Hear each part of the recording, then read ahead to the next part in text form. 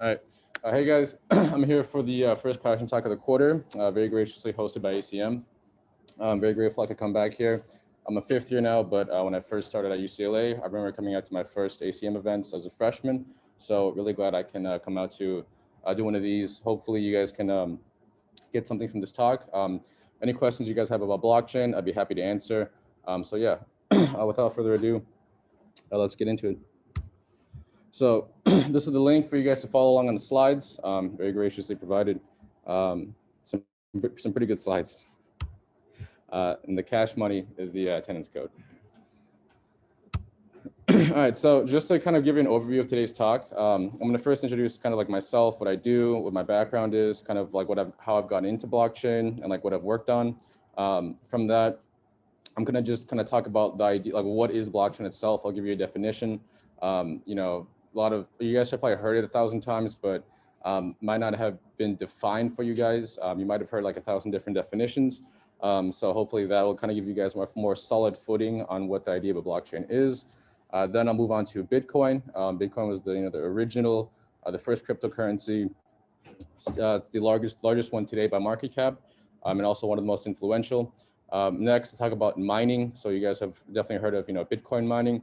I'll kind of get into details about what that means, what it is. From then on, I'll talk about public and private keys. So public and private keys are from cryptography. It's how you kind of access your coins. We'll talk about that. And then from then, we'll talk about Ethereum. So Ethereum is the first smart contract platform. Don't worry if you don't know what that means. I'll explain everything. But Ethereum is also the second largest crypto, and it's pretty cool. Then I'll move on to just what a smart contract actually is on Ethereum, and then I'll give you guys a small demo to kind of show you guys how it actually works. We'll then move on to tokens, and then a little bit of decentralized finance. I think decentralized finance is a really cool topic. It's definitely where a lot of the interest in the space is nowadays. So it's definitely one thing that for me, I'm super passionate about. I work on this stuff every day. So, like wake up, handle my class stuff, work on my, my projects, and then, kind of go to bed, repeat. So a lot of this stuff is things I work on like a lot. I really enjoy. It took me quite a while to find these things that I wanted to work on, but as soon as I found them, I knew that this is something I'd be comfortable putting a lot of hours into. So yeah. So first of all, this is my student club blockchain at UCLA. I'm one of the co-founders. Started this back in 2017. I was a freshman on campus. I was getting super into crypto at the time. 2017 was kind of there was a whole like, crypto bubble going on. Everyone was getting super excited. People were, thinking this stuff was going to change the world. It will, it's just not right that year, that moment. But yeah, during that time, we started a club that was events, projects, like lectures. We had a bunch of speakers come out, made a lot of good friends with the club as well. It's for me, I would say one of my foundational experiences here at UCLA was starting the club. We're still active today. So if you guys are, kind of interested and kind of more into the whole like meeting people in the industry and that sort of vibe, you guys can talk to me afterwards. You can also just join our Discord. We're super active on there. So that's kind of really what set the stage for me getting into blockchain formally was starting the club, working a bit more into kind of meeting people, getting things going on a community level. Next, I started teaching the CS188 Blockchain course. So 188s here in the engineering school, they're a course number that are used for any special topics course. We've used it for the past 3 years to teach the blockchain class. We first taught it in winter 2019 as part of the ECE, Electrical Computer Engineering Department. And then we continued it in spring 2020 and spring 2021 in the CS department. It's currently listed under Professor Gaffney, who's also the chair of the department. It covers everything relevant to blockchains. I myself and one other instructor teach the course. We both act as your TAs and your lecturers. And Professor Gaffney also gives some lectures as well from his background, which is distributed systems. So this course covers pretty much everything you need to know and want to know, plus more. So you have distributed systems, which is a very theoretical area of research in computer science. You have cryptography, which is, again, a pretty theoretical, also a very theoretical area of research in computer science. And we talk about kind of the stuff you guys use, Bitcoin, Ethereum, decentralized finance, and other applications. Planning to teach it again this spring. So if you guys are kind of curious in a more formal setting, the prerequisites are only CS131 and 32. We don't assume you have more knowledge than just knowing how to code, but we do splash in a lot of topics that are kind of advanced.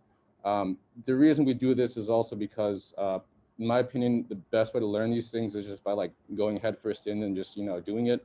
We're also pretty easy graders, like we're doing this stuff because we like it. We're not doing this stuff to like get tenure. So yeah, this is a really cool course. If you guys are interested, be on the lookout for it. We also talk about it in the club Discord. So those details will also be at the end of the presentation. Okay, so Frags is my main project. It's a fractional algorithmic stablecoin. It's you don't have to know what that means. It's just this thing we do in this very niche industry that's been quite impactful. Very cool stuff. So kind of just to give you the background of it.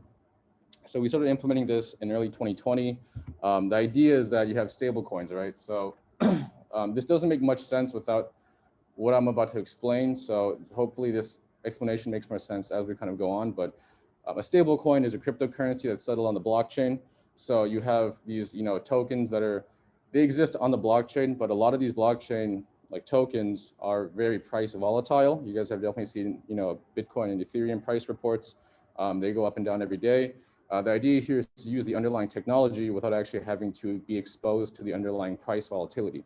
So you have what's essentially a financial, an instrument or a dollar that's, transactable on a blockchain, but you don't actually have to worry about your value being there since it's still denoted in dollars. So we launched late 2020. We found some pretty fast product market fit. The idea is a fractional algorithmic stablecoin. So most stablecoins these days, the big ones, if you guys have heard of Tether or USDC, they are fiat collateralized, meaning they're, fiat cash or, dollars, like bank account dollars collateralized, meaning that the issuers of these traditional stablecoins have put dollars in a bank account somewhere. The problem with that is that you can't actually trust that the dollars are all there unless you yourself can see the dollars. And there's a lot of opaqueness within our financial industry right now. And so what the people have done is they've kind of had this attestation idea where they'll hire a law firm or an accounting firm or an auditing firm to write a signed letter, right? Staking the reputation of the auditors, saying that we have audited this, this company's bank accounts. All your cash is all there. You don't have to worry, right? And so that's kind of the trust mechanism that people place when they use these stable coins, either explicitly or implicitly. But this is kind of what's going on. With Frags, what we did was we launched the stable coin, but instead of holding deposits in a bank account, we have them on chain. So on chain meaning that the collateral of Frags sits on the blockchain as well. And everything is managed through smart contracts. So everything is done programmatically, and I'll define what a smart contract is and kind of get into it. But for kind of the high level idea, it's a stable coin that has reserves also on the blockchain. So it's built on the blockchain, reserves are on the blockchain. The idea that, so the algorithmic stablecoin idea is nothing new. It's been attempted before, it's been done before. We've been pretty good at it. The fractional idea is what we came in and we said, okay, the normal collateralization of a stablecoin is more so just a banknote model, right?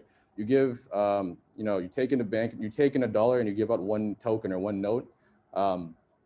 With the fractional idea, it's saying, all right, well, you don't actually have to be completely collateralized since not everyone will need the underlying collateral at once, meaning that you can still have, 80%, 70% of the collateral on hand, right, in the system. But because it's rarely the case where everyone comes in and tries to redeem one of the, like a dollar for the underlying collateral, you don't actually need all of it on hand. But that's not the only point. The further point is kind of saying you only need the collateral there to inspire confidence in the system. We'll get into kind of why, how money works and why, this whole faith you have on it. Money is just a social instrument. By having collateral, you inspire some faith in it. By having faith in it, people use it. By using it, it's a self-fulfilling cycle. And this is kind of one of the big ideas behind stable coins is that they are You know, they're mediums of exchange, and we'll get into all the money stuff. But just for now, know that we launched with this kind of fractional algorithmic idea. The Frags token is minted at a collateral ratio, which is all public and all transparent. Right now, it's at 82.5%. So to mint one Frags, you put in 82.5 cents of another stablecoin collateral. We use, you know, you can use any other token though, and you can use any. You can use in our system. We do mints through a specific stablecoin, which is USDC, but we're moving away from that. And the idea is that as long as the Frags itself is backed by something, in terms of either algorithmically a second token or, you know, another concept, you'll have some sort of faith in it. It'll remain at $1, and therefore people can, you know, be confident that the money they have they're holding on to is still worth its face value. Oh, yeah. So we're at nearly 500 million market cap. So that's $500 million. We started off earlier we launched late last year. We got to 30 million in the first day. Start of the year, we were, you know, in January, hovering around 100 million total supply. Now it's October. We're at around 470, 480. Probably hit 500 before next week, or at least before the week ends. And then hopefully by the end of the year, you know, we'll see how it goes. If all things go well, you know, I can optimistically say we'll hit $1 billion by next year. So that'll be a pretty big milestone for us. But yeah, you know, it's these are dollars, right? These dollars are pretty powerful. It's one thing that we're really hyped to be working about. So this is the second token in the system. It's called the Frag Share. The Frag Share is the other portion that's used to mint in the collateral ratio. So in that example where you have 82.5 cents of USDC, which is a stable coin, you also have to put in the other part of the dollar, right? So it would be 17.5 cents of FXS, right? So you have to put 17.5 cents of FXS along with this 82.5% cents of USDC to equal $1 worth of value. So if you can get the idea now, it's basically saying, all right, you get some of the value from the USDC, which is very safe, very trusted, very used collateral. Then you get some of the value from minting, right, by depositing some of the Frag Share tokens. This is called the seigniorage share model. Seigniorage means money printing.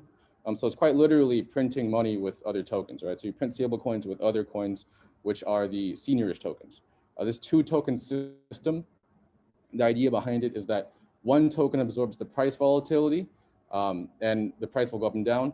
The other token is designed to remain stable at $1, but its supply will shift. So the supply shifts in Frags correspond to the kind of volatility of it, right? But all the price shifts in Frags are instantly arbitraged away by people who are minting and redeeming Frags using both collateral and Frag shares.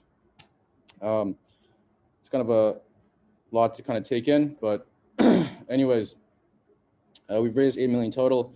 The last raise we did was 5 million at a $300 million fully diluted valuation. This is back in June, May or June. Pretty cool.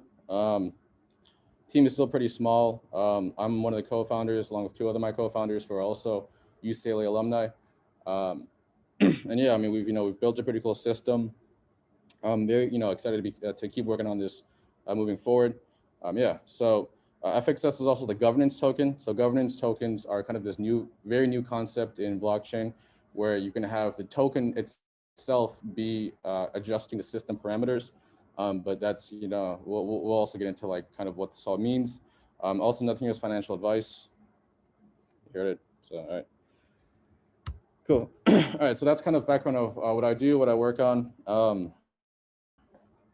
We'll kind of get into like the topics now of what is blockchain. So it's a good question. It's probably why you guys are here, either to get an introduction or to know further kind of, the more details. So I guess kind of show of hands, who here has like an elementary understanding of blockchain? They kind of have an idea of what it is. All right, cool. All right, no worries. This is, I'm totally not going to be too difficult. Christina and them helped me cut a lot of the technical stuff out, so we can get this on a very high level. We can actually, if this was, my class, I'd be just lecturing, to like 2 people, and it would be a very painful hour and a half. So It's good that I think that, you guys have a pretty good response on, what your crowd likes. All right, so what is a blockchain? You can think of it as a system for maintaining a distributed transaction ledger. So a ledger in this case, meaning like just a list of the transactions that are in order. So, you write things down on your, your ledger, right? So you just document what happened, transaction A, transaction, you bought here, sold here, bought there, sold there, whatever it is, stocks, assets, cryptos, tomatoes. The distributed ledger portion is one of the financial innovations. I believe this came around, or at least historically it was noted down in, I think it was 15th century Venice, where they would have something called double entry accounting, where it was no longer one person keeping track of all the records. Say, for example, you go to your merchant and, if you have a lot, if you do a lot of business with a local merchant, you can borrow money from him. You can say like, hey, I'll pay you back for these orders, in a month. I need to just sell them first. And he'll give you it on credit. But eventually these trade networks became so complex in the Mediterranean that people started holding copies themselves, right? So it was no longer you and the merchant holding, it was no longer the merchant just holding it, right? And if he lost his notes, you just had to remember what it was. It became double entry accounting, which is everyone keeps track of the money they sent and received. And that way, if there's ever a mismatch, there's at least one record of it somewhere being a mismatch, right? Between two separate records. So the distributed ledger here, right, in blockchain, takes this kind of one step further and kind of turns into what's been called triple entry accounting, although I only like that term. The idea is that you're no longer enforcing like just two people to, you're not enforcing just the parties who are transacting to keep a copy of the ledger. You're enforcing everybody to keep a copy of the transactions, right? So even if you're not spending any money, you're still recording everyone else's transactions, right? And you're storing them. And that way, if there's ever a disagreement or dispute, everyone themselves has a copy of what transactions have happened. And so you can just go by your own transactions and say like, hey, what's going on here? Say, 2/3 of the people have this copy of the transactions and then 1/3 don't. Everyone has a record. So it's much easier to kind of prove things and, just to have things stored, digitally. So, this was only possible because storage is so cheap nowadays. Before, if you were to ask someone to, record all the transactions anyone's ever made on like a single network, you'd be like, are you crazy? Like, we can't do that. But now, we have lightning fast storage, your silicon chips. So this thing is like, it's a really result of technological advancements in hardware and so forth. So that's kind of the high level of Bitcoin, of blockchains, right? Distributed ledgers. But to kind of give you a better example, I'm going to just cover like the high level of what Bitcoin is. So a show of hands in the room, who here holds any Bitcoin? Nice. Okay, yeah. Who here holds any cryptocurrencies at all? Dogecoin, Cardano. All right, cool. I'll give you guys kind of a quick history of Bitcoin. So this stuff started back in 2000. It launched in 2009, was released in 2008. There was a white paper. This thing was like 8 pages and it like changed the world in terms of what it did. So nowadays, Bitcoin has a market cap of around, it's over $1 trillion. I don't think it's quite 2 trillion yet, but yeah, so 1 trillion is a 1 with 12 zeros after it, right? So 1 million is 6 zeros, 1 billion is 9 zeros, 1 trillion is 12 zeros. Just for some perspective, $1 trillion is a lot of value, right? You can think of it as 1,000 billions or 1 million millions, right? So $1 trillion is not a small market cap at all, but it started off as just a white paper and some guys online, or some guys and girls online on some forums, right? So in 2009, the system itself launched. The creator, by the way, goes by the name of Satoshi Nakamoto. This is a pseudonym. The real creator has never been publicized. I don't know who it is. I don't think I'll ever know who it is. But it could be a group of people. It's been speculated it's this person, that person. Whoever was the creator was really smart not to put their own name on it because this thing has gotten so big, right, that it actually would be problematic for them. Yeah, so this thing kind of, it started off, and the thing about blockchains, right, is that they're designed, or at least with Bitcoin, it's designed just to keep going. the mechanism itself just, it's a transaction ledger, right? So it's built to process transactions. It will kind of get into the technical details, but it's just built to keep going, right? So the system, it just runs like any other, server system runs, or really distributed system runs. It just runs on people's computers, right? So at first, not many people are running it. As more and more people are running it, it's also open sourced, so they can contribute to the development of Bitcoin. The core stuff is written in C++. It's all hosted on GitHub. Anyone can make PRs to it, or anyone can contribute to it, make edits to the system, learn how the system exactly works. They can download the actual software itself, play with it, modify it. It's all freely available online. So yeah, that's the quick history. So kind of moving to the kind of a more obtuse subject, right? But money, right? The reason why this is important is because like Bitcoin, really what it does, it's as a technical system, it's not too interesting, right? It's pretty cool. It has these unique mechanisms, but the really cool part about it is how it's actually just become, its own form of money. And it's really the blend of a technology, of a pure, computer science technology with like, the technology itself of money, right? Because money itself is also a technology, although nowadays we don't see many innovations of it until cryptocurrencies kind of came out recently. So yeah, money itself also has a lot of innovations historically. So what is money? There's three main purposes of money. These are the core ideas behind it. Money is one, a store of value. So you can, if something is money, you can hold on to it and then expect reasonably that, in a day, a week, a year, a month, it'll still hold its value, right? So you can have it, it'll sit there and you're confident that there's not going to be a supply crisis or, an inflationary crisis. If you hold your value in, say, gold bars, right, you're implicitly also believing that there won't be just a gigantic store of gold found the next day that renders everyone's gold much less valuable. The idea behind this is scarcity. So in some concept, right, its value is somewhat related to scarcity. We also have a whole economics department here to teach you about that. But for now, it's really the scarcity that comes with the value. One other thing money is a medium of exchange. And this is also one of the really cool things about Bitcoin. Mediums of exchange, historically have been physical. You can also, there was PayPal back in the day, right? Who just, they just revolutionized online spending with, debit cards. You can pay things online through the internet. And now, you have a completely digital payment system where you don't have to leave your house. You just, stay home, you're on your computer. You pay money on the internet. It's, you get the goods at your house.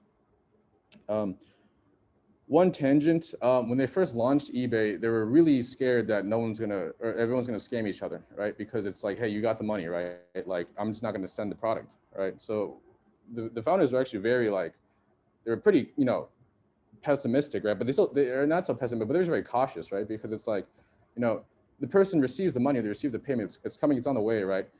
What's in their head to not just be like, all right, well, like that was a fun day, and just not ship, the goods, or ship, faulty goods or whatever. But surprisingly, things went smoothly. People started just buying and selling things on eBay. Customers were happy. People were getting their orders. That was one thing that was kind of a big switch, right? It was kind of like the whole idea of before Uber, a lot of people had no belief that you would just get in a car with a stranger, right? But nowadays we do it all the time, and it gets more expensive. So yeah, this is one of those things where I think it highlights an important underlying concept here, which is just trust in your society. So trust is one of the big things societally that's a resource, right? If you trust people in your society, you can leave your laptop unattended, you can go for a walk, you can come back. So trust is actually one of the main resources of a society in terms of what it can do. So in terms of back to medium of exchange, Bitcoin's interesting because the idea here is that it's trustless. So with a lot of our current modern day monetary systems, central fractional reserve central banking, it's like the technical term for it, or really just central banking as a whole. Back in after World War II, the way the current monetary system is set up, back in World War II, America had won the war. The Allied powers had won the war. America came into Europe and said, all right, well, this place is a mess right now. We need to, we need to make sure like this place gets rebuilt. They really wanted to avoid what happened after World War I, which was a very prolonged economic depression that kind of set the stage for World War II because people were just very unhappy with their conditions. So they thought, all right, we'll just, we'll economically support the area. We'll make sure everyone's good. They came up with the Marshall Plan. But one other thing they came up with was the idea to, they came up with the term, it was a gold standard, but I'm actually forgetting what the actual term for it was. But anyways, there was a conference held that kind of determined all this. And so what they decided to do was they put the dollar on the gold, the dollar was already on the gold standard, but what they said was, okay, for you recovering countries in Europe, we'll just give you guys dollars. You can trust us because they're backed by gold in our vaults, right? Over in like Fort Knox. And so they're gold backed and you can just redeem them, right? So all these European countries, they started using dollars as one of the reserve currencies to manage their own fledgling recovering countries. They everything goes, pretty smoothly. It's a good recovery. And then in the 70s, what happened was President Richard Nixon did something that was called the Nixon shock. He basically just closed all Forex, like foreign exchange, for like 90 days. And then he just took the dollar off the gold standard. One of the reasons was because other countries were losing faith in the US dollar because the US was printing a lot of dollars to fund the war efforts in Vietnam. When you print, you can print more dollars, right? But your gold amount was staying, the same, right? So what happened was the currency was debasing, right? This is actually not an uncommon event at all throughout history. It's happened in Rome as well. People like clip off the edges of the gold coins or the copper coins, and melt them down. So debasing was a huge issue. Bitcoin, what it does is it kind of allows you to just, it really prevents this debasing mechanism by having its own supply mechanism sorted out. But yeah, that's kind of a quick history lesson. This is kind of what led to this, the monetary innovation of Bitcoin. The last thing of money is it's also unit of account. So unit of accounts are used to measure things. So this, I'll save this one for a little bit later in the lecture, but actually, I don't know if we'll get that far. So unit of accounts are basically used to measure, right? If you measure, how much this projector costs, right? You can say, oh, this projector was $100, right? You don't really think about it beyond that because you already have a price for it. You already have what to you is a unit of account. Implicitly, you're measuring everything in dollars.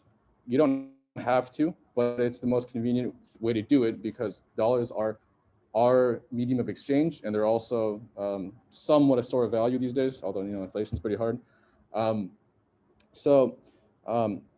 The unit of account is a very, very important mechanism that actually does not get talked about enough. If you could measure things in, say, joules, right, or like units of energy cost to create, spent to create something, you would actually be able to rewrite, kind of the whole pricing of things, right? But the thing is, joules are not a good medium of exchange, and they're also, it's also expensive to store joules, right? You need like very expensive batteries. So units of account are actually a very strong network effect that caused the dollar to be so strong today. Is because you go to, like things are still priced in dollars. That's a very big, very, very big effect. Also, like a lot of the money in the US is like digital, so it just exists on ledgers between banks.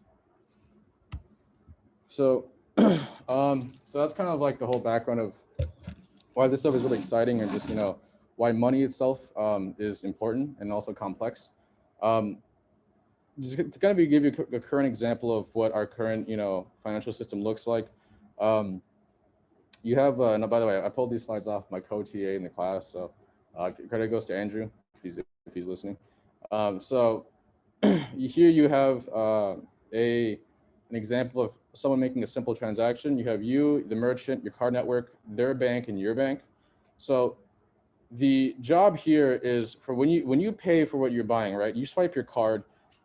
The point of sale system, the terminal, has to then communicate with the merchant's bank to authorize money coming out of your bank through the card network, right? And then once your bank gives the authorization to the merchant's bank, then the merchant itself, like the terminal will say approved, right? So there's basically a bunch of, you know, API calls, or there's a bunch of just stuff happening on the back end that to you gets completely abstracted. But this is basically how complex our system already is.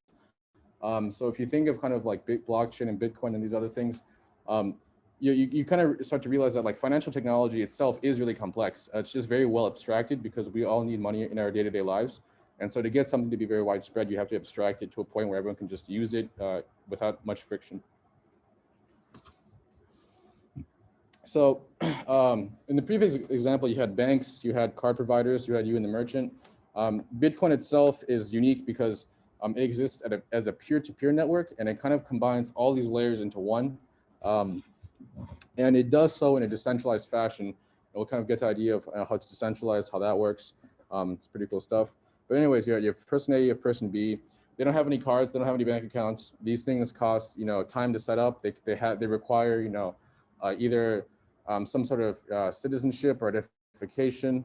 You know, in other countries, you know, in the US, if you have a social security number, it's not hard to open a bank account. But in other countries, you know, not everyone's guaranteed a bank account. And then one of the, you know, issues, but the thing is like, you know, the banks themselves are financial institutions. If you're not in the system, right, you know, you're kind of locked out. If you're locked out, you can't make card payments, you can't do any of this stuff. But financial institutions and technological institutions are different, right? To, you know, be like in a technological institution, right, you know, all you need is like internet access, right? If you have a smartphone, right, which is very widespread nowadays, you know, third world countries, first world countries as well, you know, you basically just in, right? So the idea is here is how can you take anyone who just owns a device and give them a monetary system rather than them having to sign up through, you know, the current offerings where they are.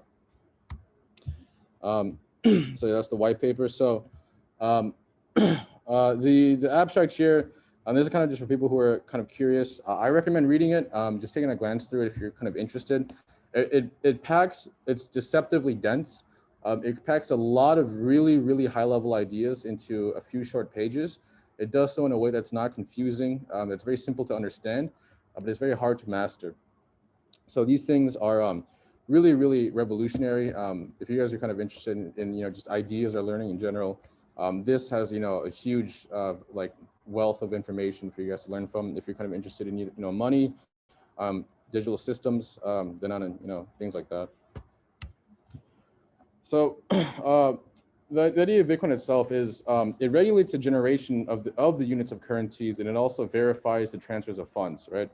It does this as a piece of software, right? It's an open source computer program that runs in a peer-to-peer structure. So it's open source, anyone can download it, anyone can be a participant, anyone can run it. It's also peer-to-peer. So the network itself has no central authority. It's just the majority of the network that is the authority of the program, right? So if enough people joined Bitcoin and they changed the rules to where the majority, you know, basically they just voted to say, all right, well, you know, we'll all just download a different version of the program. This is our version of Bitcoin. That would be, you know, the new version of Bitcoin, right? That's what's known in the industry as a fork, right? So if you have a fork, you know, it's basically like a political split. It's saying like, all right, well, you know, we're going to go with this version, and we're not going to recognize your old version. So the Bitcoin network itself, so you know, it's a collection of computers running the software. The software itself, right? I mentioned the client, the reference client, meaning the, you know, kind of like the OG, right? Like the thing that everyone looks at for, you know, clarification. The reference client is an open source piece of software written in C++ that just has it keeps track of all the transactions. So if you guys are curious about this stuff in CS188, we actually go into the details of how these transactions operate. It uses like a stack-based language and so forth and so on. It's cool stuff, but you know, for a high-level understanding, it just runs. It just has everyone on the network running one of these programs. So these nodes, they communicate with one another and they propagate new transactions, making sure that everyone has received a new copy of what's going on.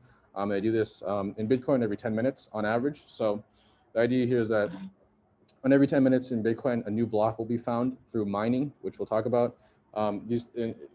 Once it's found, right, through this mining process, it becomes propagated. The propagation process is very, very quick. It's as quick as just sending sending a megabyte of information across the internet. So propagation is very quick. Mining is the part that takes a long time. That's why you see a bunch of people, mining and like setting up huge operations to mine Bitcoin and so on and so forth. Mining itself is different.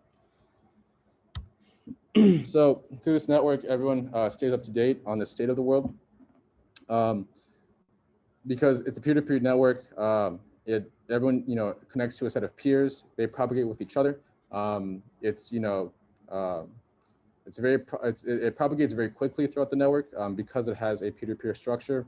For you guys who have ever heard of like torrent systems, like you guys ever torrented something, right? If torrenting is one of the biggest, or was one of the biggest kind of file sharing systems I used when I was growing up. I didn't want to pay like $60 for a video game, so I would just torrent it. It's just a network of people who are file sharing, and so you would just go to a website, you would get the link for the torrent tracker, and then you would, go into your client, you would put the tracker in, it would connect to the other people on the peer-to-peer network who had this version of the file, and they were both uploading it and downloading it at the same time. So for the people who are finished downloading it, they could remain uploading it for other people in the network to download from. So it was kind of like a very like community-focused environment where if you wanted to, you could just download the software you wanted and then just stop sharing it. But if you kept it alive and you kept sharing it, that meant that other people were able to access it. So torrenting was actually pretty huge back in like the earlier internet days. It's how like I think for me itself was kind of one of the areas I got into for just like peer-to-peer systems in general. So just to give you kind of a graphic, right? Someone sends a transaction, or more so, someone discovers a block, right? The block gets propagated throughout the network. Everyone propagates this. Everyone gets a version of the block, and then they have an updated version of the ledger. And then the person who receives the money in that new transaction is happy with it because everyone now has a copy of that new transaction.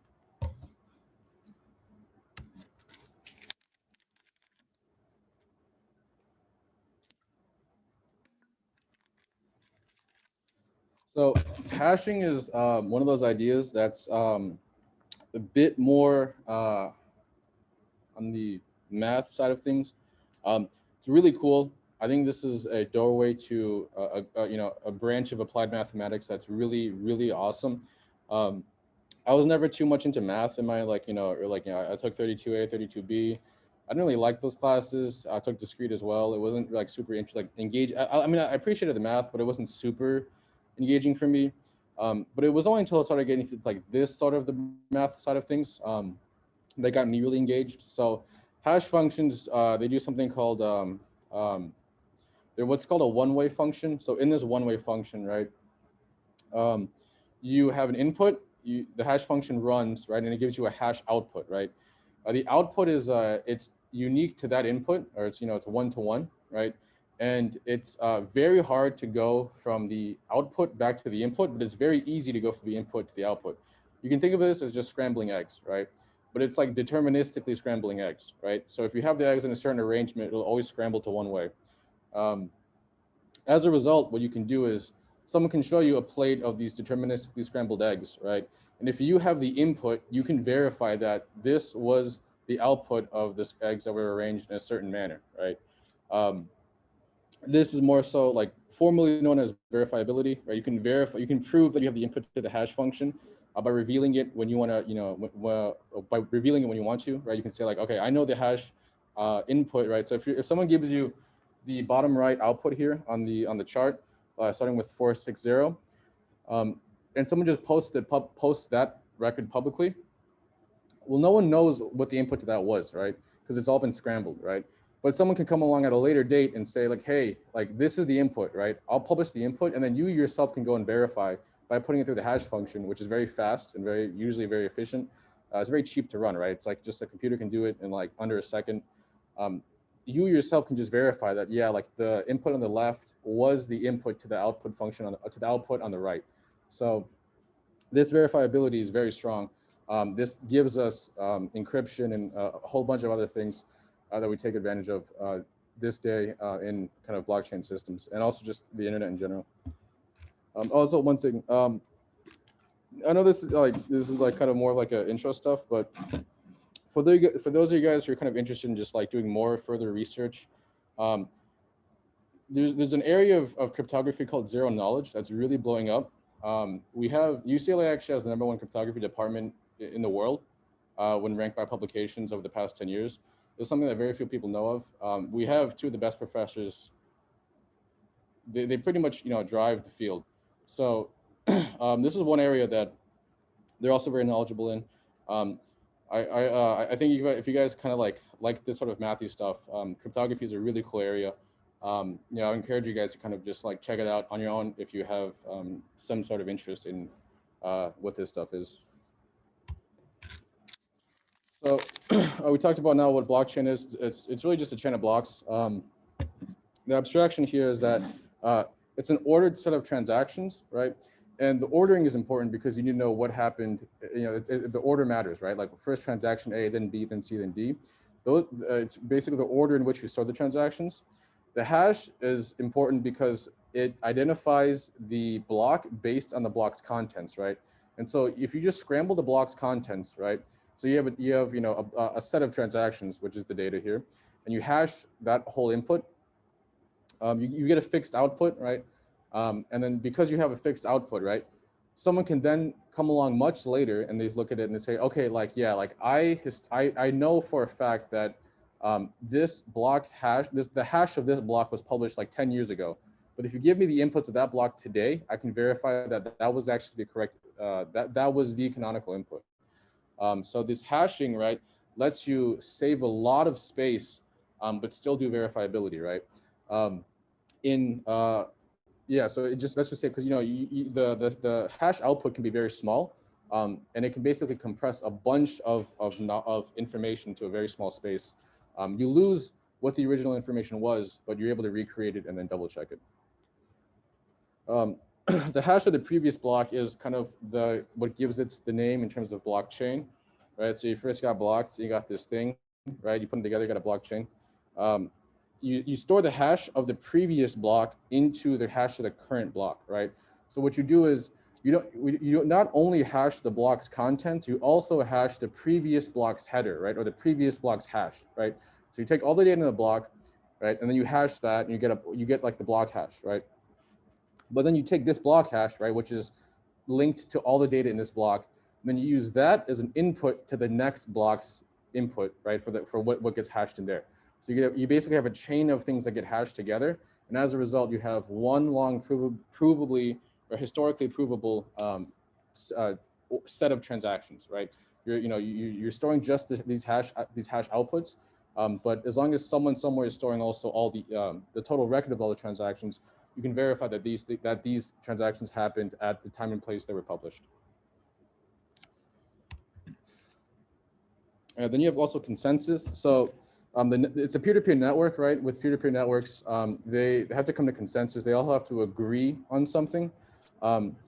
Anyone can join it, right? So if anyone can join it, if you guys have played like Minecraft or something, right? Like, you join a server and like someone just comes along and just like blows everything up. And, it's like, it's a very like, peer-to-peer like systems are very like volatile, right? Because there's no central authority, everyone has the same authority. Well, if everyone has the same authority, what's stopping one person from doing an asymmetrical amount of damage into the system, right? So the idea here is that these systems have to reach consensus, and that's defined in Bitcoin by the majority of the network. But that's actually, it's not necessarily the participants who have to agree. The mechanism they use is a little bit more clever than that. So what happens is on a high level, right? When you join the network, right? When you download a Bitcoin client, you sync to the other people on the network, right? So there's like a preset, list of IP addresses that come with every Bitcoin client download, or else you wouldn't know who to connect to, right? But you connect to people who are, they run the infrastructure and they say like, all right, connect to me, and I'll start sharing with you the whole history of the blockchain. You yourself download this whole history. You run every single transaction yourself when you have a client to just verify that these transactions did occur. And then you basically in this what's called synchronizing phase, right, or syncing, right? You sync up until you reach the present state, right? When you're in the present state, you're just waiting for a new block. Until then, you're just syncing up into the point where you have, you're just replaying all the old history of all the transactions. And then when a new block is created is when it actually gets interesting, right?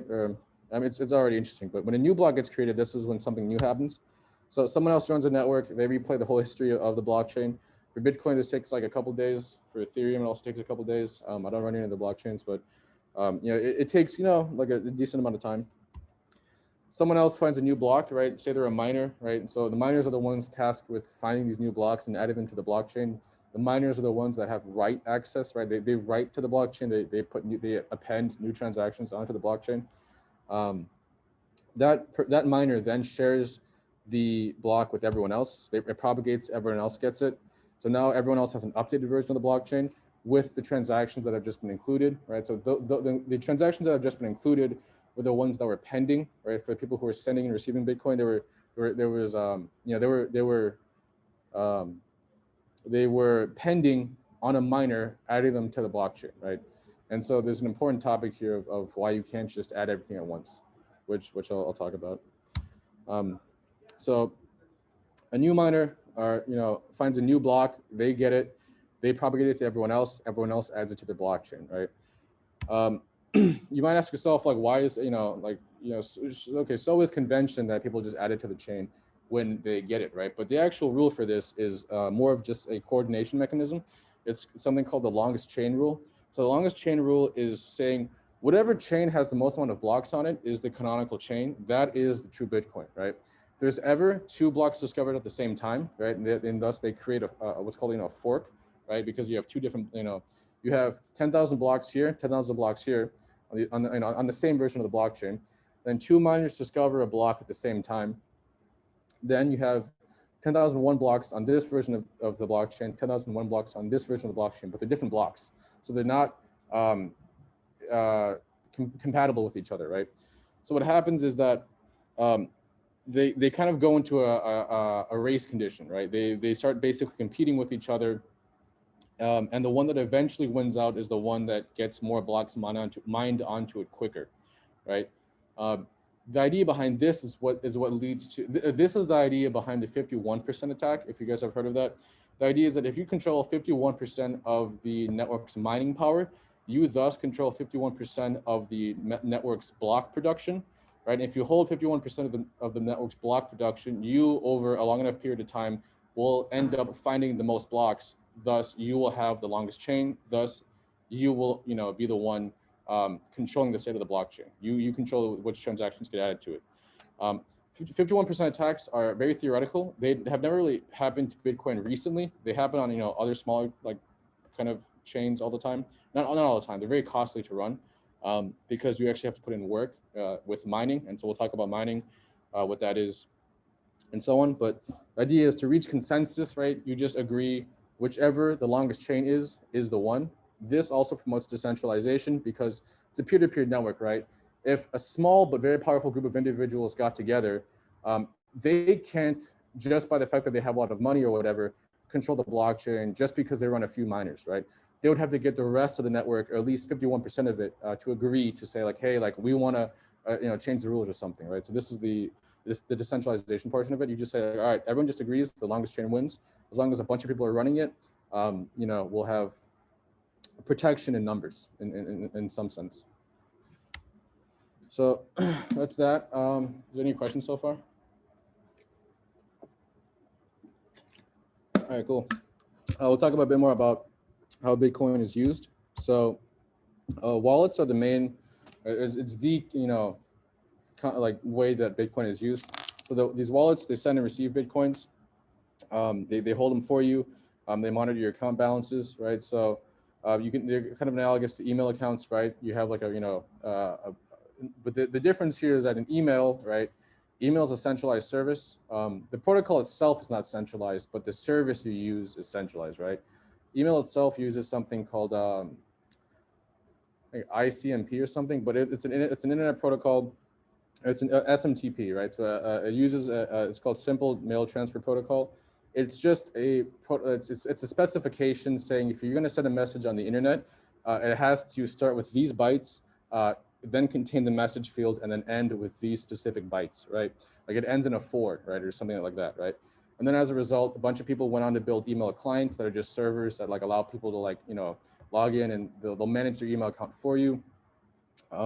With cryptocurrency, you have something, you know, these wallets, but the idea behind this is that there's actually no central service that holds, well, actually you can have someone hold onto your wallets for you, and it runs the same way, right? Like if you go to Coinbase, you buy some cryptocurrency, they hold the coins for you. You don't have to worry about all this, you know, key stuff. They just hold the money, and then if you want to withdraw, you can withdraw whenever.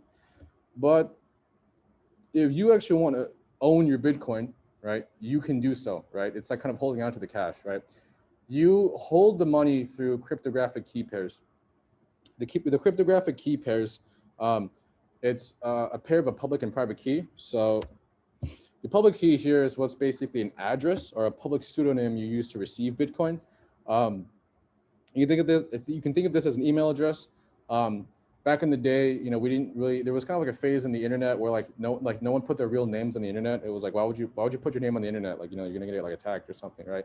And then like kind of social media came along and changed all of it. But back then, right, you didn't have to put your real name on an email address. You just had an email address, right? You'd be like cat123, and then that was his email address. No one knew you were the owner unless you told people. Same thing with blockchain, you know, Bitcoin addresses. You have Bitcoin addresses. You can create them, you know, you can generate them at will. They're just, you know, bits of random information. So there's a specific, you know, like process. It's a mathematical, you know, you generate it using some randomness. That's a very, you know, kind of whole topic in and of itself. But they're just very cheap to generate, right? You just basically, it's like a random number generator. You just generate random key pairs. These are your public keys, and then the other counterpart to your public key is the private key, right? So it's public, private. That is the key pair, and that is what you use to hold your coins, and that's what you use to send and receive your coins. The keys are sent, the coins are sent to the public key.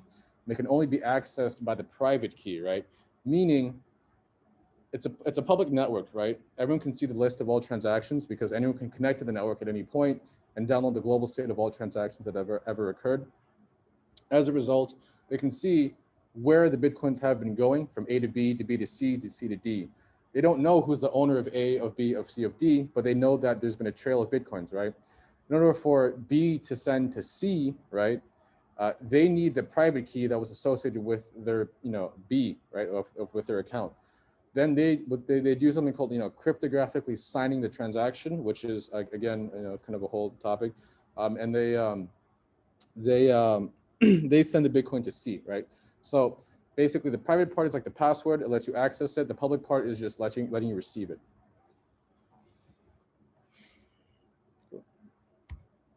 So that's the whole like sending and receiving idea of it. There is also the idea of the Merkle Root. So this one is a little bit, actually they talk about this in 32, but this is very important for blockchain in general and Bitcoin. So if you remember the hash function, right? You had a hash function, a bunch of, you had an input. The input to hash functions can be arbitrary length, right? They can be however long they want. And then you kind of just, you know, you have a long input, and then you put that into a hash function, you get an output, right? But one thing you can do is you can actually apply a tree to it, right? And make this like even more efficient. What you do is you split all the transactions up, right? You take all the transactions, you hash them individually, and then you start pairing them up and hashing those, right? As a result, you can do something that's basically a more efficient proof. Instead of having to have the whole original data, you can do something called a Merkle proof, right? A Merkle proof is one of the most fascinating things, I think, in all of crypto. A Merkle proof is basically saying, all right, instead of having to store transactions 1, 2, 3, 4, 5, 6, 7, and 8, right? Say you want to verify, right, the Merkle root, right? So the top hash is called the Merkle root. Say you want to verify, right, that this transaction data was what happened, right? But you don't want to store all of it, right? Because say it's quite big. If you, for example, received money in transaction 8, well, you care about transaction 8. But if you want future verifiability to prove to other people that you received money, right? Say like we only store the Merkle root, right? Because the Merkle root is, you know, it's you only have to store, you know, 256 bits, right? So it's a very small amount of data, right? And everyone has to store a copy of it because it's, you know, to have everyone store everything is very expensive. So you have everyone store something, right? So that's the idea of the Merkle root. Everyone, keeps a copy of it in each block. Um, instead of you having to keep track of all other 7 transactions, what you do is you can do the Merkle proof. You'd only need to get the topmost hashes of the other side of the branch. So this is kind of like hard to explain in words, but if you have transaction 8, all you need is transaction 7. All you need is #7, #56, and then #1234 in order to recreate the Merkle root hash and thus verify that your transaction 8 was valid and was in the block that contained this Merkle root. So this really basically turns a O of n storage into O of log n. This is really, really cool stuff.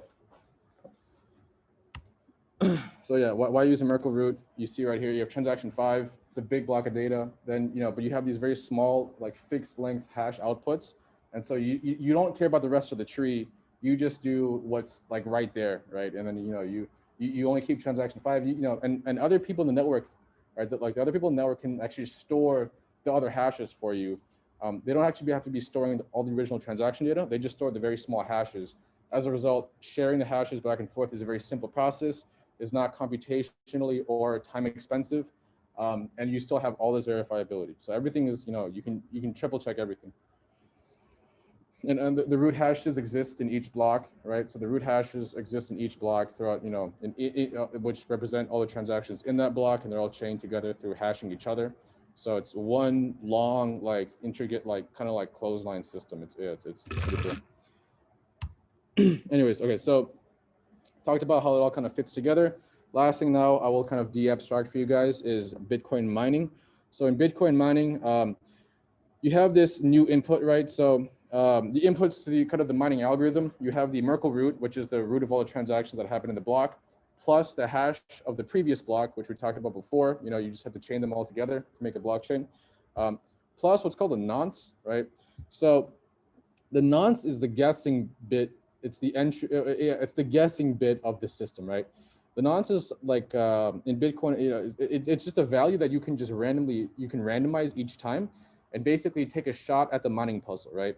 And this is where the proof of work comes in terms of mining. So the hash function itself, right, is just it's just some like addition and multiplication, some very simple elementary operations, right? Tough for a computer, tough for a human to do, right? Because we're not that great at computation. We can't do like large integer multiplications or whatever in our heads, but computers are really good at it, right? Because computers just store all that information and they will do 1 million computations per second, right? All you have to do is just give it the right instructions. So what you're doing when you're Bitcoin mining is you're just telling your computer, like, hey, I have these inputs. We're at the tip of the chain right now, and I want to be mining, right? So I want to be looking for the new block. So what I'll do is I'll take the current, I'll take the previous block's header, and I'll take a list. I'll select from the current pending transactions. I'll just select the group of the pending transactions, and there's another mechanism for this, right? So the group of pending transactions, each transaction itself has a transaction fee associated with it, right? Because what you're doing is you're basically paying the miner, right, to process the transaction for you, right? So each transaction you do has a fee. In centralized systems like PayPal, there's usually like in Venmo, there's no fee to send money back and forth. It's because Venmo takes the cost of running the servers, right? They're the ones who are making sure it's up and available at all times, right? But in Bitcoin, you don't have, you don't get this centralization, right? The idea is to be a decentralized system. So what you do is you have each participant making a transaction pay for the transactions themselves, kind of like a la carte transactions, like payment system. As a result, if you're a miner, right, you pick some transactions out of the pending list, right? So when you send some Bitcoin, you broadcast it and it becomes pending. It sits in every miner's like pending transaction list. There's a name for it. It's called a mempool, but yeah, the mempool is just a list of pending transactions that each miner holds. So it just sits in this pool of pending transactions. You take a couple of these, right? However many you can fit in the block, plus the previous block's header, and then plus this nonce thing, right? And you put this into a hash function, and you get output. You output a hash. The idea here is that not every hash output is satisfiable. What does this mean? This means that basically, you can't have the network add blocks too quickly. If the network the faster the network adds blocks, the faster it processes transactions, right? Because it takes a new block in, and then everyone, it propagates it to everyone else, right? And then the network moves on. Your transaction's been included. Your money's been sent and recorded and confirmed, right? But if you do this too quickly, right, then the globe, the state of or the size of the historical transactions just increases like too quickly, right? So the idea behind this, and the reason why we talk about hashing and all this stuff and like saving space and all this stuff, is because in order to remain decentralized, you need people to be able to access it with a normal computer, right? The Bitcoin blockchain nowadays, you can download it with like 300 gigabytes of storage, right? So that means that all the past 13 years of 12 years of transaction history is, it fits in 300 gigabytes. That's because, they have so many tricks to basically save space with it, right? If you downloaded all the transaction data of PayPal since it started, I guarantee you that's like 2, 3, 4 orders of magnitude larger. There's no way you could put that on a MacBook, right? But with something like Bitcoin or Ethereum, you can fit these systems onto much smaller, you can fit them on just everyday devices, right?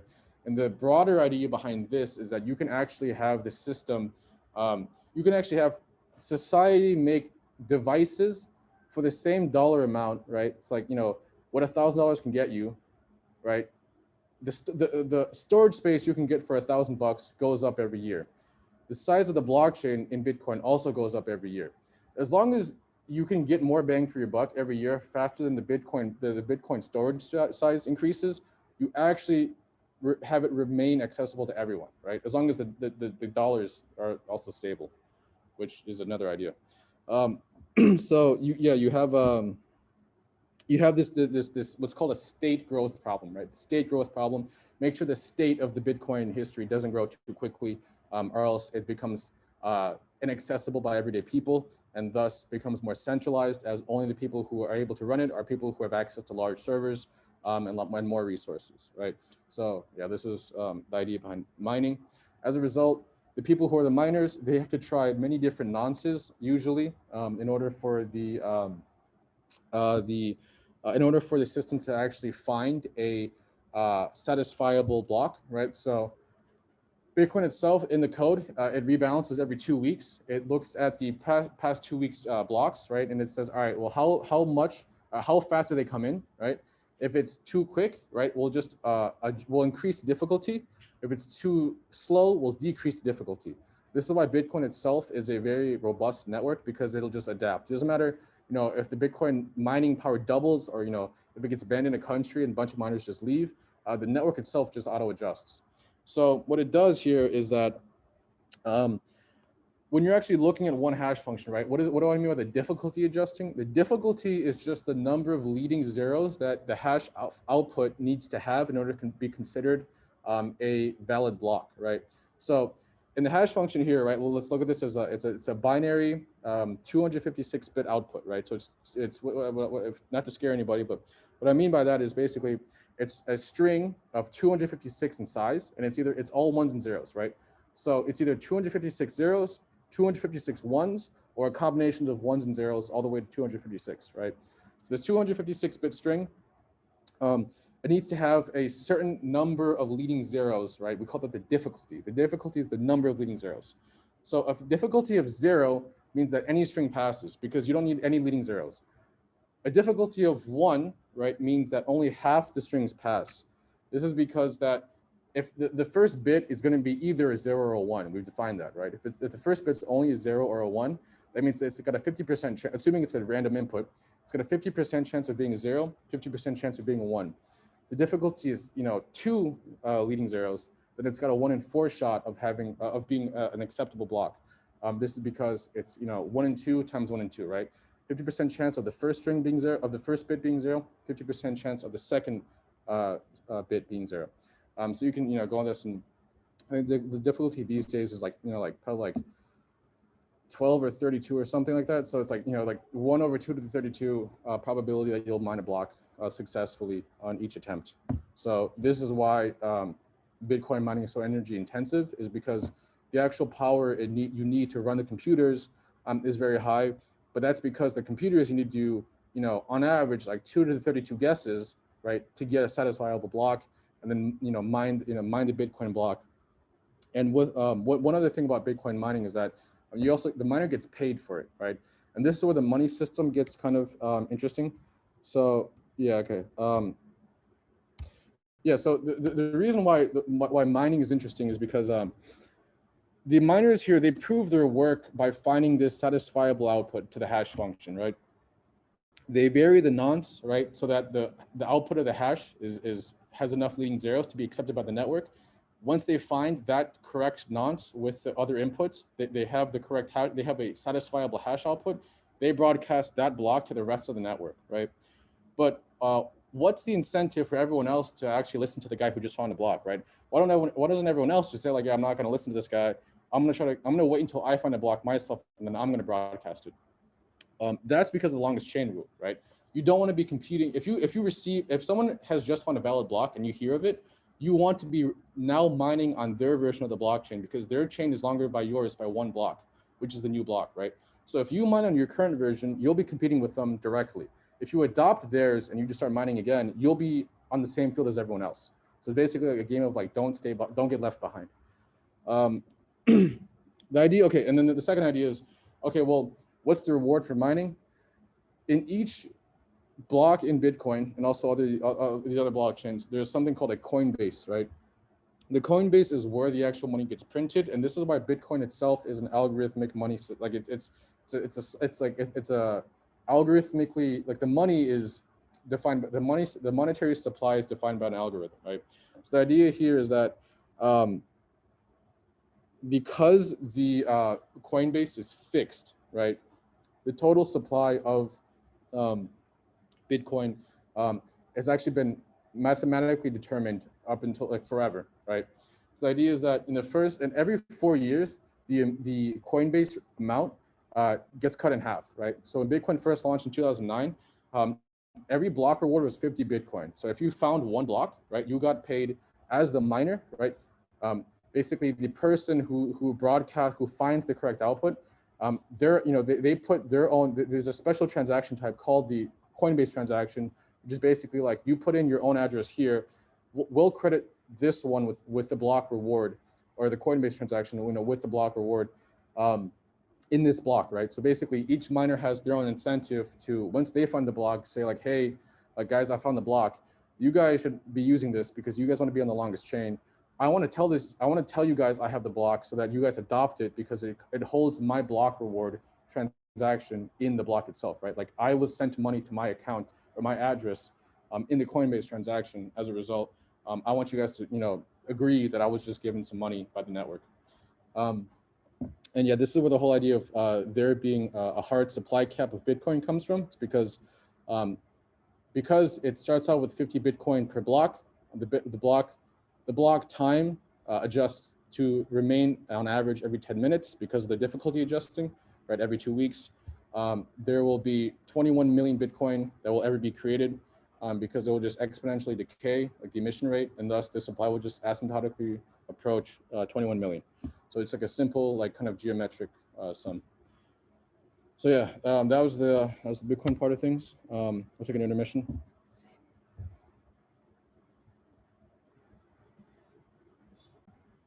All right, cool. These are the slides if you guys want to follow along. Okay, so now I'm going to talk about Ethereum. So first half was kind of like Bitcoin and like what is money. Now I'm going to talk about Ethereum and like smart contracts. You can think of Ethereum as like kind of like the second half to the whole blockchain like movement in terms of smart contracts. So whereas Bitcoin was a revolution on money, Ethereum was a revolution on computation, more so generalized computation on a blockchain through what's called these smart contracts. So Ethereum, it's the second largest crypto by market cap. It was funded in 2014 by Vitalik Buterin and a few others. I think it was like 7 or 8 co-founders in total, but a few of them kind of just dropped off the face of the earth. A few of them have just stayed quiet. One other has launched something else now, which is called Polkadot, like by Gavin Wood. But yeah, there's a bunch of co-founders for Ethereum. It was the first smart contract platform. Vitalik himself was actually a very big Bitcoin, like an early adopter.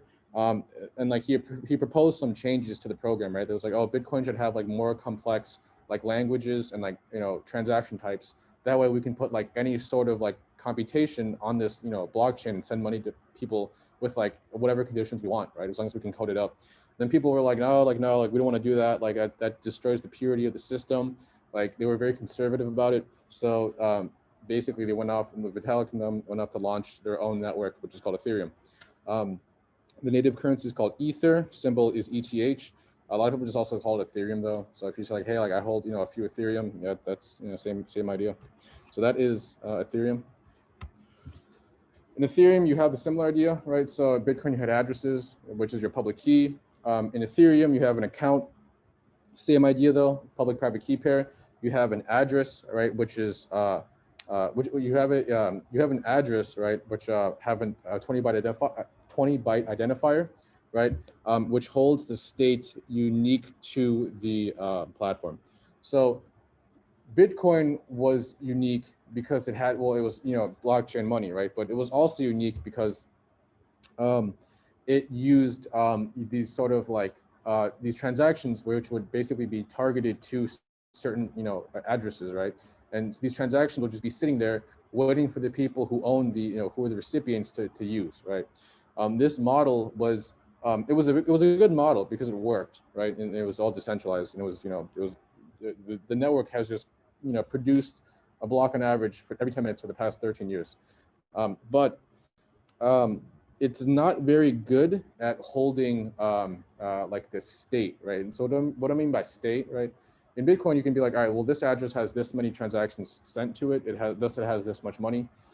In Ethereum, they wanted a bit more, right? They weren't satisfied with just how much money this thing has. They want to basically be able to map arbitrary information to a simple account, right? They want to say like, oh, like maybe if I want to use this to like, hey, like track balances of, you know, what, like 30 different types of assets, right? 30 different types of, you know, tokens that exist on the blockchain. Or say like, you know, I want to just keep track of like how many times, like, you know, I've pushed this button on the blockchain, right? It's like that expressive, right? So that's why smart contracts are so powerful. It goes from just, you know, counting numbers to now counting whatever you want. That you can code. In Ethereum, right, you have what's called externally owned accounts. So EOAs, externally owned account, that's what it stands for. Then you have something called a contract account. These contract accounts hold code, right? So that's the thing about Ethereum that's different from Bitcoin. Because it holds, like, because there's contract accounts, right? These contracts, right, they have their addresses as well, right? But they themselves, right, don't sign any transactions because they're just contract accounts, right? But they still have an identifier, right? So you can still send money to a contract, right? But they have code in them that allows people to run the code in them and do whatever the code says. So you can write some code and then just deploy it as a contract account, and then you just have contracts that live on the blockchain forever. So these EOAs, right, externally owned accounts, they're user controlled. They have the signature ability, so they're the ones who are able to sign transactions. Each action originating from these accounts will have to be initiated by a user. So these are like natural persons, like these are like real fleshy people. They have storage and they have code, so they don't store any code themselves, right? They're just things that you use to they're basically just like human-owned like locks, right? Like or keys, right? That they use to open locks. They used to humans that, you know, they hold accounts, they hold private keys. They used to sign things.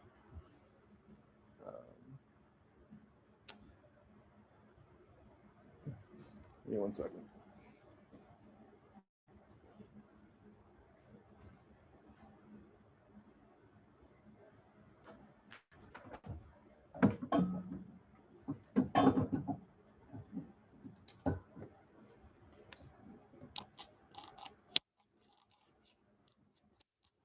All right, so the second type of accounts in Ethereum are called contract accounts.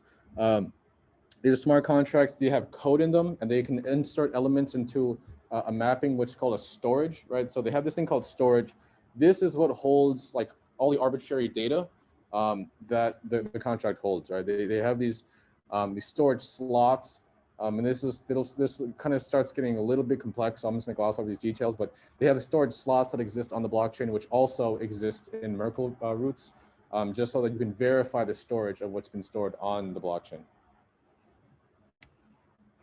So it's kind of a diagram. You have externally owned accounts. That's what people use. Contract accounts is what people use to interact. Programmatically, you can build a whole suite of applications on these blockchains. But it's also very important that you understand the applications that benefit best from being built on a blockchain. Blockchains themselves are different from centralized networks with centralized trust assumptions.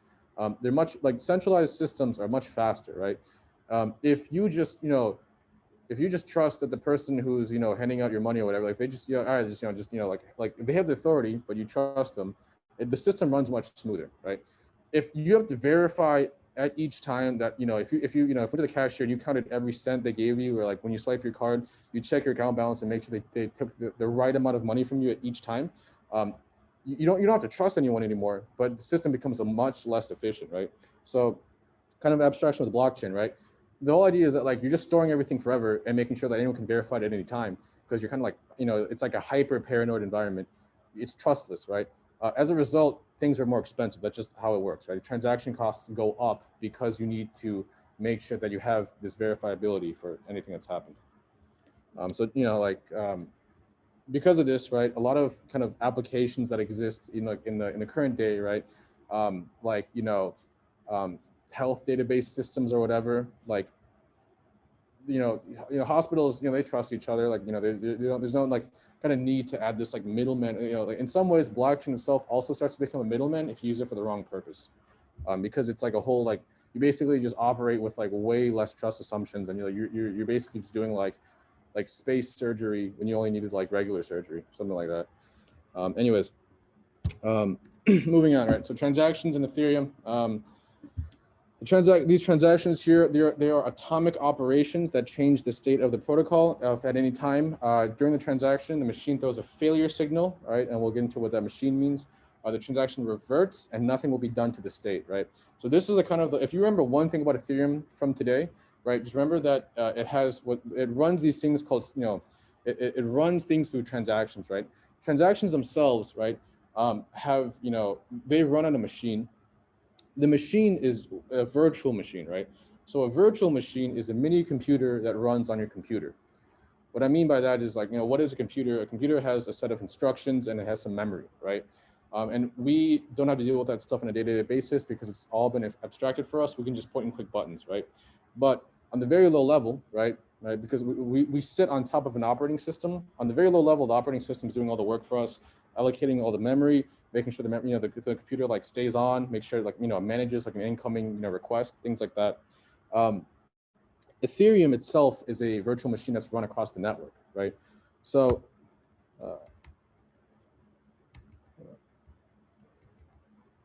okay, I think I skipped that slide. Okay, anyways, yeah. So what's going on in Ethereum is that there's a virtual machine sitting inside all your computers, kind of akin to the idea of the node in Bitcoin, right? Whereas Bitcoin before was just kind of that like software program that you were running on your computer. Now in Ethereum, you're also running a software program as an Ethereum node, but in the Ethereum node itself, it has virtualized memory and virtualized instructions, right? So these basically allow it to simulate everything that's ever happened, right? So everyone who's running an Ethereum node on their computer, right, or on the server or whatever, is just running a copy of this mini computer with its predefined instructions and its predefined, state, and it syncs with the rest of the network whenever someone else joins, so on and so forth. So that's that. Yeah, and then smart contracts, right? So I'll have a short demo right after this. So kind of just to show you guys what a smart contract actually looks like when you deploy it to the main, when you actually deploy one of these things. So smart contracts are these programs that are stored on a blockchain in which the transaction calls are created by users and run by the miners and the nodes running the blockchain. So kind of from what we've just covered, you should be able to kind of parse this sentence and give it some meaning. These programs, right, they're code stored on the blockchain, right, in contract accounts, and the contracts, like that's where the code is stored. The transaction calls are created by users, and the actual code is run on the mini computers, on the virtual machines of everyone who's running a node. So this is what it means to have a smart contract. Solidity is the name of a smart contract language that compiles into the Ethereum virtual machine opcodes. Ethereum virtual machine here meaning EVM. These EVM opcodes are then run by the miners. Solidity itself is what I'll be demoing you guys. It's a high-level language. It's very similar to C++, so it should be very kind of easy to read. It's very easy to pick up. It was made to be easy to pick up. It's still pretty efficient, so yeah, it's a good language. And kind of one thing about architecture. So in Ethereum, you have these kind of things called DApps, decentralized apps. This is kind of like a very like overview of what's going on. These decentralized applications, they live on the blockchain, right? Or at least they partially live on the blockchain because they exist as smart contracts, right, on the blockchain, right? So they exist as smart contracts on the blockchain. You actually have to do way less in terms of like hosting your own web. If you're going to make a decentralized application, the idea is that anyone should be able to access the underlying application if your like web server goes down, right? Because you're storing it on the blockchain, right? You're storing the code and everything else there. So and also the state. Nowadays, it's mostly used for financial applications because financial applications are really one of the first things to be disrupted by kind of blockchains in general. This is also because it's really just more of a testament to how far behind our financial system kind of is and how far ahead our technological system is, that we're able to kind of recreate a whole new financial infrastructure using the tools we've created in technology. Yeah, so this is, kind of just in the visualization of these transactions. They happen, first block called the Genesis block, sets of transactions, right? They get appended to the Ethereum state. Yeah. Okay, and then you have Solidity itself. So just kind of tend to give you like a visual image of what's going on. Solidity itself is a smart contract development language for Ethereum. So you take in any I don't want to get too like technical here, but so you have like in a computer, right? You have like operations. These operations are they're like opcodes. These are instructions, right? They run certain things. You just give them certain IDs. You guys will encounter this stuff when you guys take your upper divs. So so one of my favorite classes was M151B. This kind of handles all that idea stuff of kind of like instructions and like what a computer is, and handling these things. But just for now, you can just know that these high-level languages compile to the bytecode. The bytecode is then run by the machines. The machines themselves have some memory and some instructions, and they operate as they do. It's really quite a magical thing once you kind of like see the whole picture. So I really encourage you guys to take M151B when you feel like it, because it's a really cool class. Okay, and then bytecode and ABI. So the idea here is that you also have to kind of store the application binary interface of a smart contract, because it's not just bytecode. In order for the programs to know what to expect as like a return value, you can see right here, this retrieve function right here has a bunch of keywords after it: public, view, returns, and then this type called uint256. This is just for the virtual machine to, you guys are taking 33, so you guys, actually, I don't know if you guys are taking 33 yet, but yeah, so this kind of just allows the virtual machine to expect a certain thing, to let it know what to expect when it runs a certain function, right? So it just allows, like retrieve allows the VM to expect a type of uint256, so it'll just allocate some space for it and move on. Okay, so then I'll do my demo right now. So this is browser app called Remix. If you go to remix.ethereum.org, we'll go to COVID.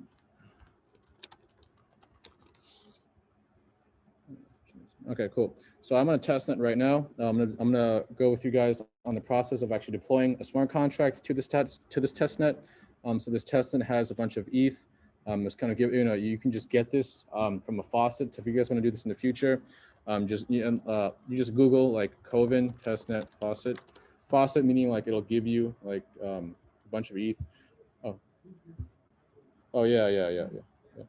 So like this is the faucet. You just yeah you just drop your address in here, and this they have a bot that will just send your network some ETH.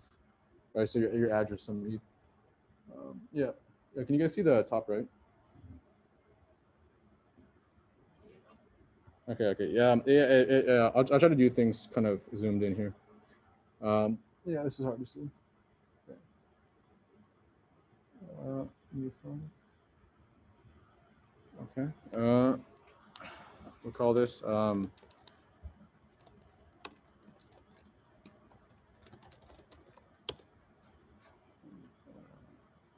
So this itself is a smart contract, right? So it's just an empty text file that we'll be using to build the rest of the smart contract. So in Solidity, you have to define the version of the language. This is because you have to the language itself gets updated.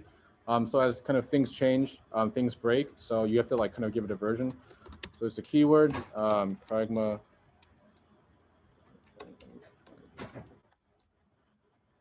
Let me reference this. Solidity. Okay, yeah. Pragma Solidity. Okay, so this just tells us that we're operating on version 8 of Solidity. This caret just means any version of version 8. So it could be 8.1, doesn't matter. But yeah, anyways. Now we're ready to write a smart contract, right? So what we do is we have to just give it a name. So contract, right? And I'll call this ACM presentation, right? And yeah. So now we have our contract. This is what will be sitting on the blockchain for everyone to know, or for everyone to run.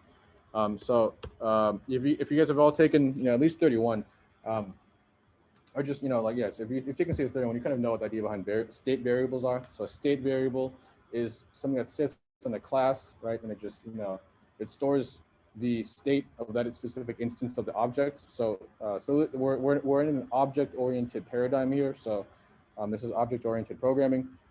You deploy an instance of this, you have an object of a smart contract. So what we do is we can just say,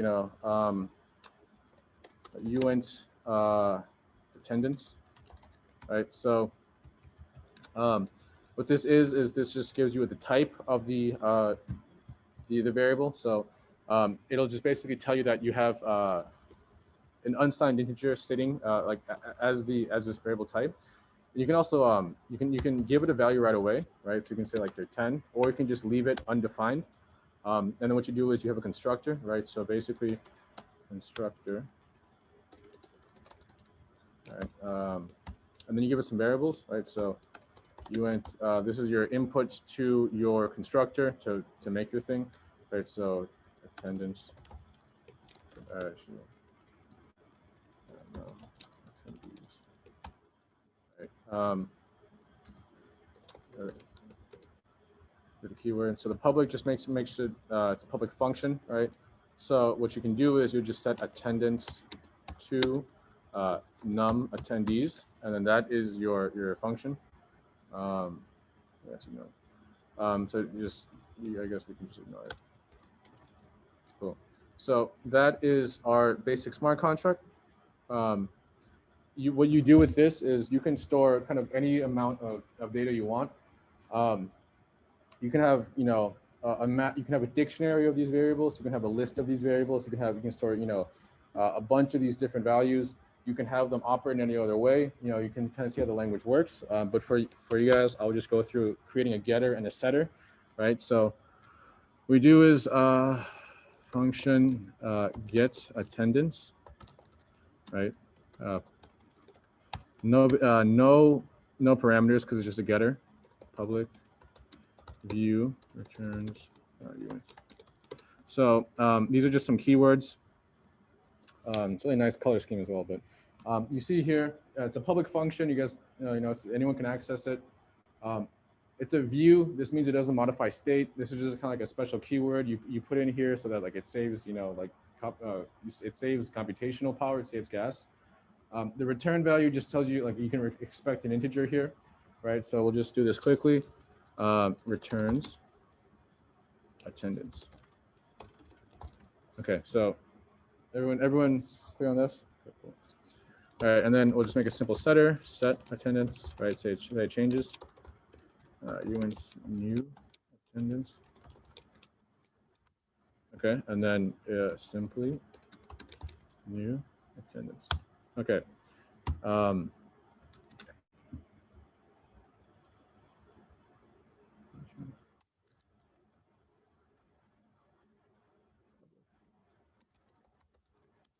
Cool. Okay, that is forgot the visibility there. But that is our basic smart contract.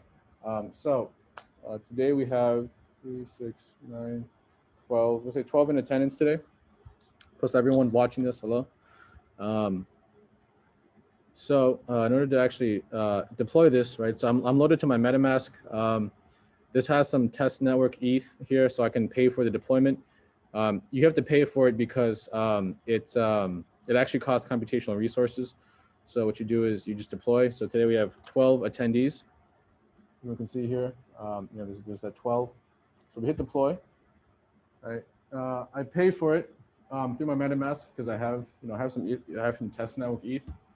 I confirm the transaction. Now the transaction is running. And I am on something called a, this is called a block explorer. This just is this is like a kind of the Google of blockchains, right? Or at least the Google of Ethereum, right? Because this is an Ethereum block explorer. It just shows you, it just accesses the blockchain for you. Like it runs its own node.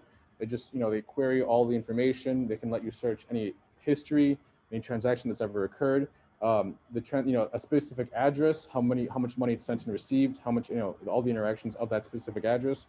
So yeah, that is that. We have a contract creation, right? So if you go to the contract itself, you have to verify and publish it. So you see the bytecode that was here just deployed. This is what I meant by this was basically a bunch of opcodes that was just stored. The Ethereum itself doesn't, this is just what the machine runs. If you give it the correct input, it'll just run the correct output, but it's not very human readable, right? Because it's just bytecode.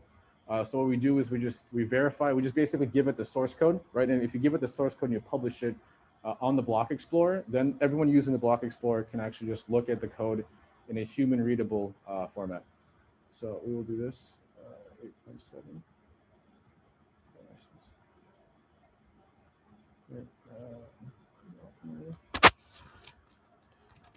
So we come here, we copy all the code, paste it in here.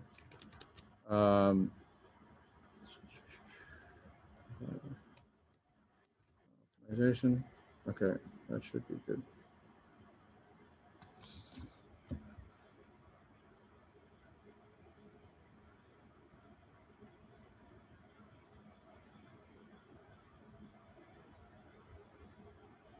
All right, cool. Now we have successfully verified the source code of this contract. So now we have some bytecode.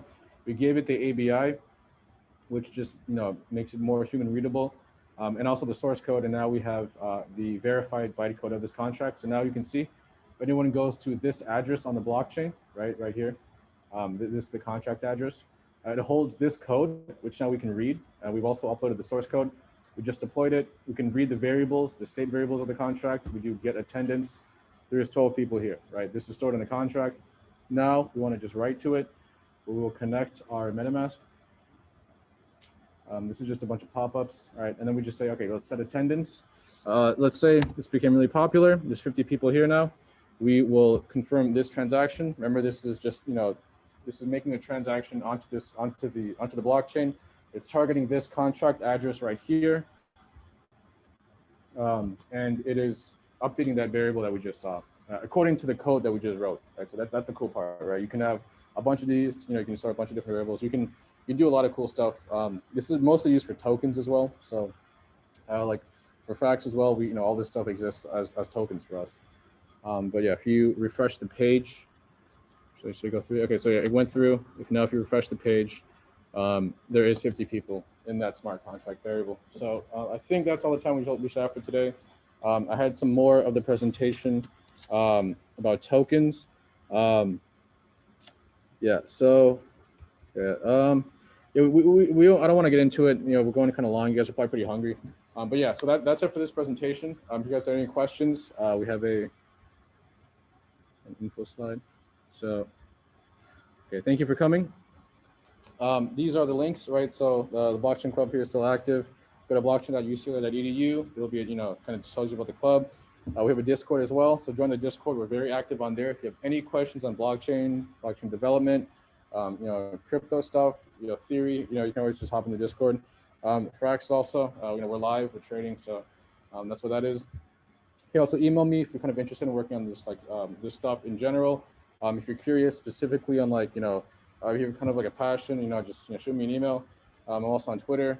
And yeah, that's that. These are the slides. Thank you. Thank you. And then this is the QR code for ACM. So if you guys want to give some feedback, there's the feedback. Cool.